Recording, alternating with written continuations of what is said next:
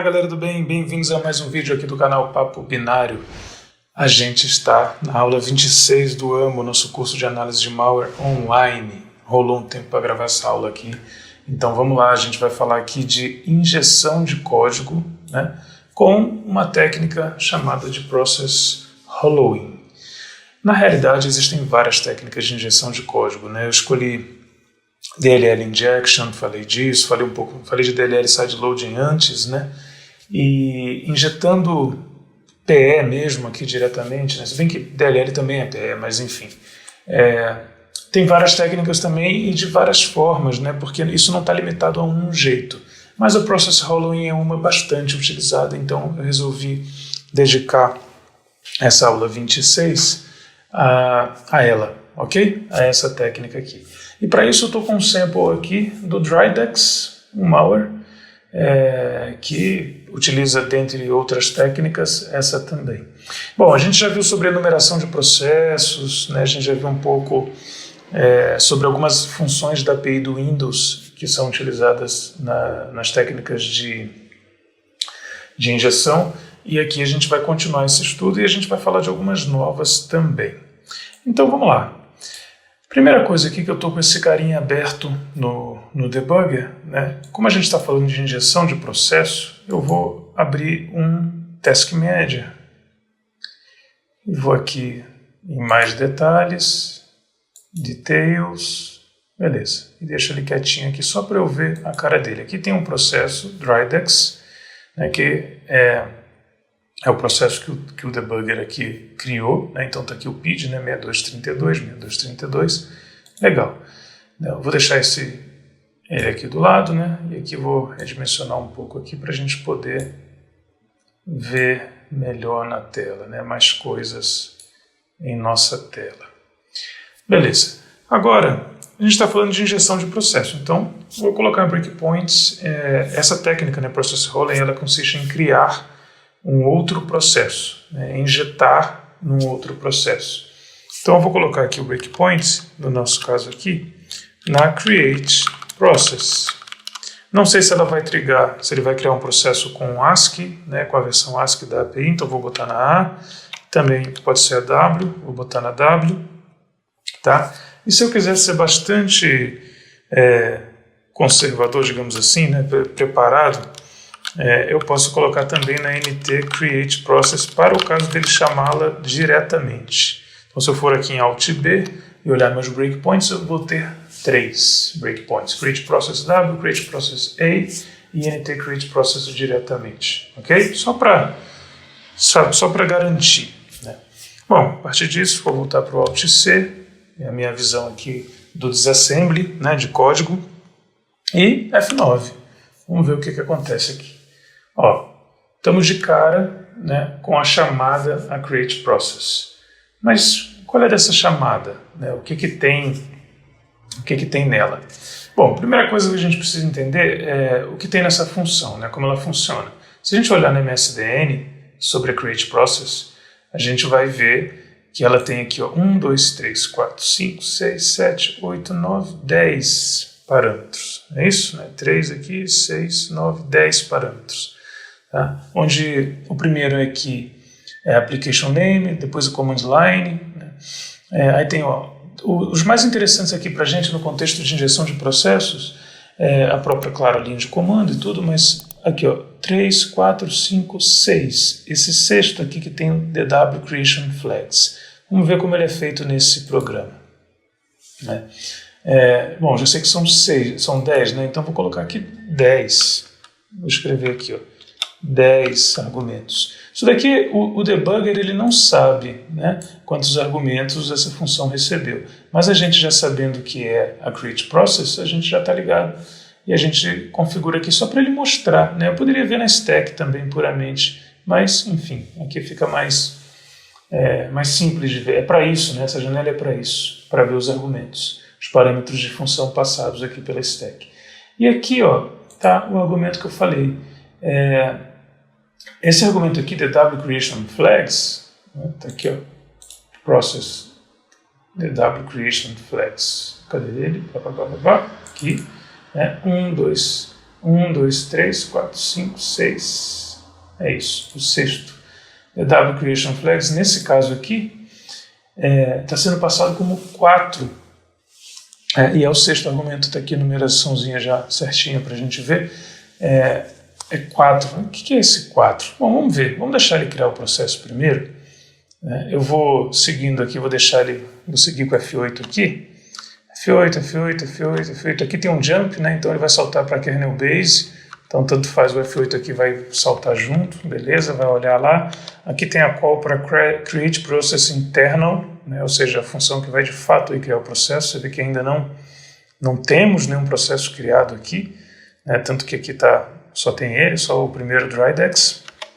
Se eu der um F8 aqui, agora ó, surgiu um novo processo de PID 372, certo? Só que ele está aqui ó, de um jeito chamado suspended. O que é isso, né? Por que será que é isso? Seguir com F8 e eu paro no momento após, né, na próxima instrução depois do processo ser criado. Essa aqui é a minha chamada create process que acabou de rolar, tá vendo? Create process W. Tem um macetinho aqui, se eu quiser, esse aqui são, então, o que é puxado antes, né, são os argumentos para ela. Tem um macetinho aqui, se eu quiser, que o x64DBG analise isso, né, o RE Toolkit, que é um toolkit que a gente fez, que já instala um monte de coisa, já tem o X-Analyzer aqui, mas basicamente, como essa chamada aqui está indireta, ele não sabe que essa é a chamada para create process. Então, se a gente simplesmente mandar analisar isso aqui com o X-Analyzer, Analyze Selection, nada acontece. Um macetinho aqui é simplesmente fazer o seguinte, barra de espaço aqui, né, eu vou patchear aqui temporariamente, né, eu vou escrever aqui, ó, create process W, e vou dar um OK. Ele vai, né, entender o patch. Agora eu faço a análise, olha que legal, beleza? E depois eu volto, só para não deixar o negócio estourado. Beleza, então eu já sei que agora isso daqui não tem em nenhum livro, hein? Pode procurar aí. Talvez em nenhum site da internet, em lugar nenhum. Porque, enfim, eu que descobri, não sei se alguém já descobriu na minha frente, mas eu descobri isso sozinho. E aí, agora a gente consegue ver todos os parâmetros da Create Process que o plugin, né, X-Analyzer, já consegue entender, porque se você mandar analisar de novo aqui, aí ele vai sumir com toda essa análise aqui, porque ele vai de novo chegar aqui e não saber o que é. Mas, se deixar assim, vai que vai. Então, beleza. A gente já sabe que está aqui, ó, aquele 4 é justamente a DW Creation Flags, que é essa flag aqui, Create Suspended. Ou seja, o processo é criado suspenso. E isso bate, né, com a descrição aqui, se a gente for em DW Creation Flags, ele avisa aqui, ó, tem essa Process Creation Flags, que se você clicar vai abrir essa definição aqui, e quando a gente vai lá ver o 4, né, o valor 4 para essa flag aqui, da Creation Flags, é a Create Suspended, da Create Process. Beleza, criou então um processo suspenso. O que acontece com o que é um processo suspenso? Ele não está rodando ainda, simplesmente ele foi totalmente carregado do ponto de vista de criação do processo, tem uma estrutura, né, no kernel que representa um processo, no entanto, em memória já, no entanto, o código dele, né, a main, o entry point, não rodou ainda, está parado. Por que alguém faria isso? Criaria um processo parado? Né? Nesse caso aqui, é um processo de si mesmo. Né? Então tem o segundo processo do próprio DryDex, desse próprio executável, né, que está completamente parado, de si mesmo. Vai criar um processo igual, idêntico, para quê? Né? Vamos ver o que é. Então a gente está falando de injeção, né? A aula é sobre isso. Então alguma coisa vai acontecer depois. Você vai ver várias chamadas indiretas aqui, a gente vai ter que passar por cada uma delas para entender, né? Bom, aqui agora ó, tem uma chamada para getThreadContext. A gente poderia fazer aquele macetinho também, isso aqui dá trabalho, né? Então eu vou só olhar aqui quais são os parâmetros da getThreadContext, por exemplo. Esse aqui pega o handle de uma thread, ela recebe, né? E um ponteiro para uma estrutura do tipo context. Então, somente 2 parâmetros. Voltando lá, o que a gente tem aqui? São só 2, né? Aqui eu deixei em 10, mas enfim, poderia mudar aqui para 2 para facilitar, mas estão aqui os 2 parâmetros, são esses 2 primeiros, né? 268, ele está pedindo ali o ID de uma thread, né? Bom, se a gente olhar aqui, ó, em handles, né, que normalmente a gente precisa dar uma atualizada, vamos ver que 268, quem é esse? Olha lá, ó, um handle, né, para uma thread, ok? 6960, né, é o thread ID dela, do PID 372, que é justamente esse processinho suspenso, né? Então ele está pegando o contexto dessa thread. Contexto é uma estrutura, né, que aponta para várias coisas, não vou entrar em detalhes aqui, mas tem um link aí na descrição. Basicamente, a partir do contexto, você consegue pegar vários, assim, os ponteiros da thread, os estados dos registradores, tem vários detalhes aí. Mas basicamente ele está lendo informações sobre essa thread que ainda, né, o processo está suspenso, a thread está suspensa, está tudo suspenso nesse processo. Mas ele pegou informações. Beleza. Pegou isso daí, preencheu uma estrutura context, né, que foi o segundo parâmetro que estava aqui, e agora vamos ver o que mais vai acontecer, né? Read Virtual Memory. Só que essa função é diretamente chamada da NTDLL, né? NTDLL.zw Read Virtual Memory. Essa é uma das funções não documentadas do Windows, né? E aqui tem, eu vou deixar o link aí também, a documentação dela, né, documentada aqui por essas duas pessoas. Na verdade, essa pessoa aqui, né, e aqui o ReactOS é a galera de um sistema operacional livre, baseado no Windows. Beleza. O que essa função recebe, então? 1, 2, 3, 4, 5 argumentos, certo? E aqui é o handle do processo, depois o base address, depois um buffer, ou seja, o buffer para onde vai ser lido, né? O base address é de onde vai ser lido, né? E o handle, de onde vai ler. Então, já sabemos que é handle, base address e buffer. Depois o número de bytes a ser lido. E um ponteiro ali também para o número de bytes que de fato foi lido. Por isso é importante programar em C, né, para entender como isso é feito, né? Então temos aqui o handle do processo, 26C, que já sabemos, né? Se a gente olhar aqui no handle desse processo nosso, né, quem é o 26C? Ops, é aqui. 26C. Olha lá, é o handle para esse processo. Ok. Depois o base address, 402410, que coincide com o entry point desse processo do Redux aqui, lógico, porque são iguais, né? Então, mas ele vai ler a partir do entry point, né? Para onde ele vai ler? No contexto desse processo aqui, né? Então eu vou até seguir isso aqui no dump, já para ficar de olho, né, para onde ele vai ler. Depois, quanto ele vai ler? 4. Né? E um ponteiro para quantos bytes lido, que a gente viu ali na documentação que era opcional, né? Nesse caso aqui ele não passou, está nulo. Então beleza, ele vai ler 4 bytes, né, desse novo processo a partir do entry point dele, certo?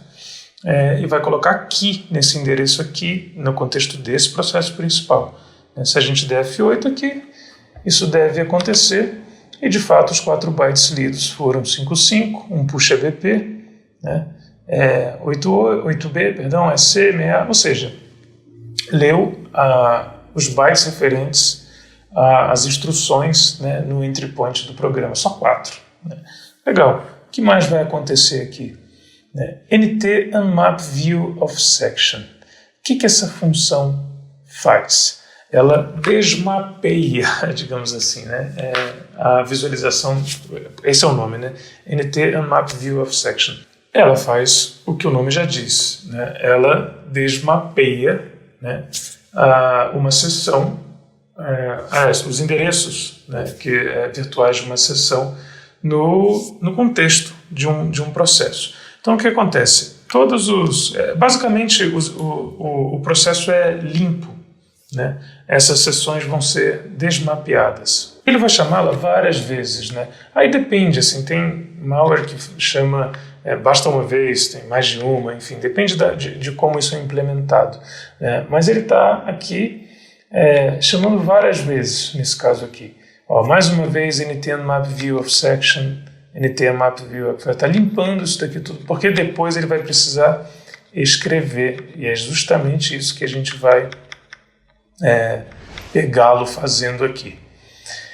Bom, agora ele vai alocar memória.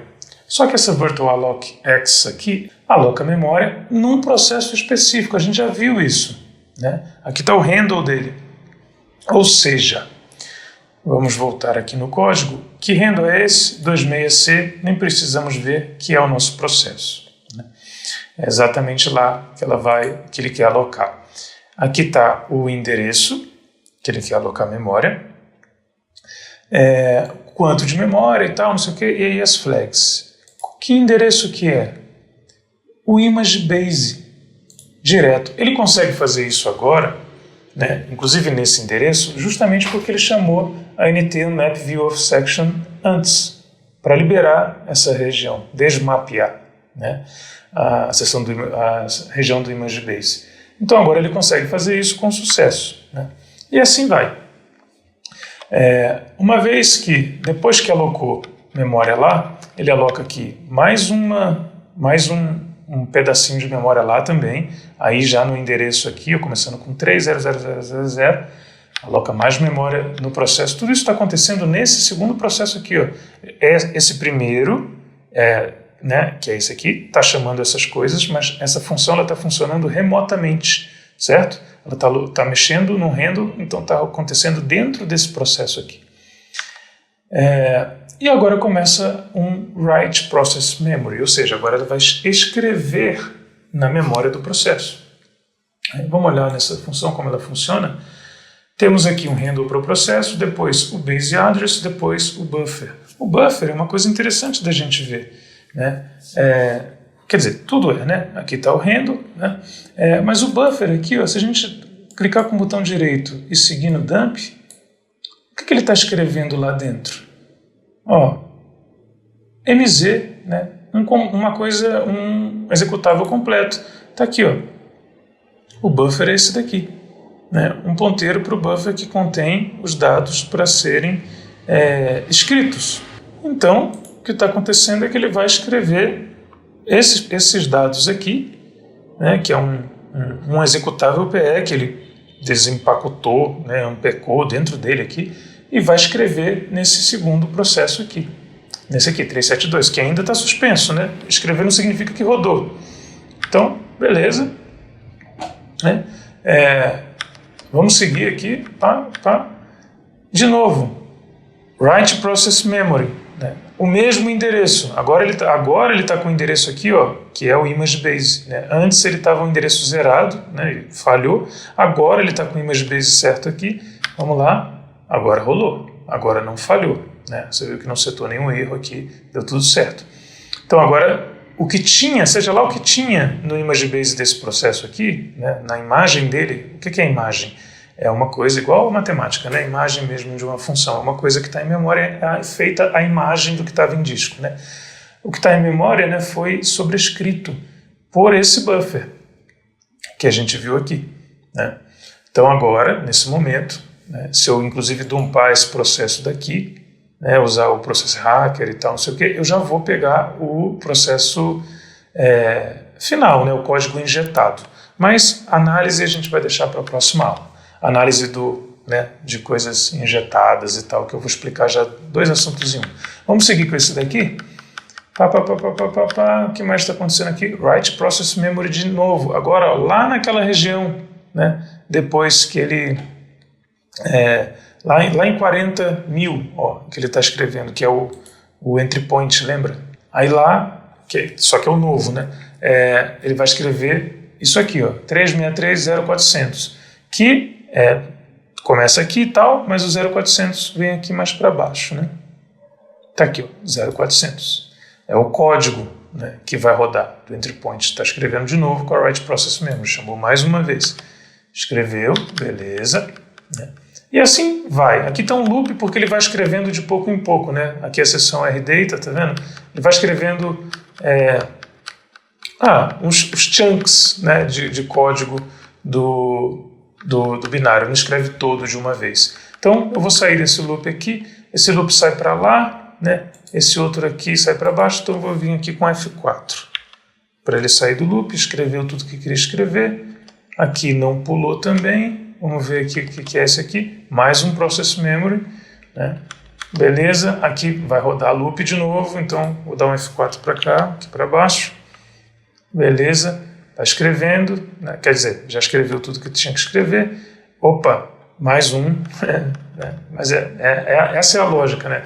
O maior pode fazer isso com uma write process memory só, com 10, com 20. Aí depende de quantas vezes ele vai escrever e por quê. Por fim, temos uma chamada agora para set thread context. Lembra que ele leu, né, o contexto da thread, guardou e agora ele está setando de novo. Com essa chamada ele vai fazer com que a thread aponte para o entry point, né, o novo entry point que ele acabou de setar nesse processo alvo que ele está injetando. Que nesse caso é uma cópia dele mesmo, mas poderia ser qualquer outro processo. Ok, setou, né? E agora, né, por fim, tem a chamada a resume thread, que, como o nome já diz, vai, né, tipo assim, despausar ou dessuspender, neste caso, a thread, deixá-la continuar. Se a gente der um F8 aqui, a gente vê que agora ele entrou em estado running e a injeção foi concluída com sucesso. Ok? Bom, esse é o contexto do Process Hollowing. Dá para ter tem diferentes maneiras de fazer cada etapa, mas eu mostrei uma das mais comuns, só para vocês terem em mente. Agora, como analisar o código injetado aí, e trabalhar com múltiplas threads, eu vou deixar isso para a próxima aula. Espero que vocês tenham curtido. Dá uma força aí, quem curtiu, né, já sabe, mente B, a gente só consegue fazer isso com o seu apoio, .in/apoio, beleza? E fica ligado que a gente vai publicar a próxima aula do AMO muito em breve, num sábado. Você vai tê-la aí para curtir a finalização desse assunto e como analisar processos injetados. Ok? Um grande abraço então, até a próxima, bons estudos. Se você tiver dúvida, https menteb.in/discord. Chega lá que a galera ajuda. Um abraço e tchau.